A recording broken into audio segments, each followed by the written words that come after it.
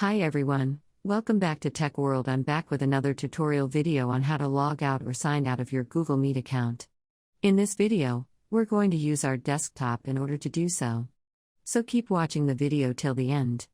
Don't forget to subscribe to our channel if you have not yet, and also press the notification bell icon so that you'll never miss another update from us. Start off by opening up a web browser and log into your Google Meet account. As you can see that I'm already inside my Google Meet account.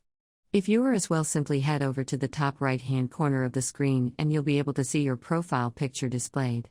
If you click on that, you'll be able to see that there is a button that says sign out of all accounts. Simply click on that in order to log out of Google Meet, and that way you'll be signed out or logged out. If you want to log in back again, simply choose an account from where you'd like to log in and click it on. Go ahead and enter your password for that particular Google account. Make sure to type in the password correct and click on the next button. That is how you'll be able to sign out of your Google Meet account with your desktop. I hope you found the video to be helpful.